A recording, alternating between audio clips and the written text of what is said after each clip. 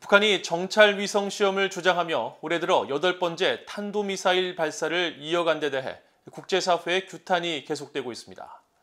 독일과 프랑스 정부는 북한이 국제 질서를 공격하고 있다며 강력히 규탄하고 북한의 완전하고 검증 가능하며 돌이킬 수 없는 핵과 미사일 폐기, 즉 CVID를 거듭 강조하면서 국제 의무를 준수할 것을 촉구했습니다.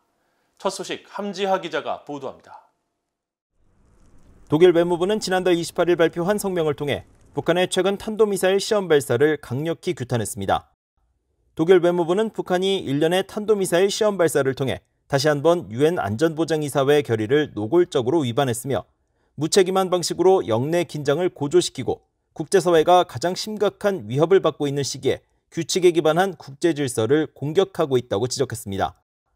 이어 독일 정부는 북한이 유엔 안보리 결정을 완전히 이행하고 미국과 한국이 반복적으로 제시한 대화 제안을 수용할 것을 촉구하고 북한은 대량 살상 무기와 탄도미사일 프로그램에 완전하고 검증 가능하며 되돌릴 수 없는 폐기, 즉 CVID를 이행해야 한다고 밝혔습니다. 그러면서 독일 정부와 파트너들은 한반도 평화라는 목표와 규칙에 기반한 국제 질서 수호를 위해 최선을 다하고 있다고 강조했습니다. 프랑스 외교부도 1일 성명을 발표했습니다. 프랑스 외교부는 이 성명에서 북한의 정찰 위성 기여 목적의 일련의 실험을 규탄한다면서 이번 발사는 탄도미사일 기술을 이용한 북한의 발사를 금지하는 유엔 안보리 결의를 새롭게 위반한 것이라고 지적했습니다.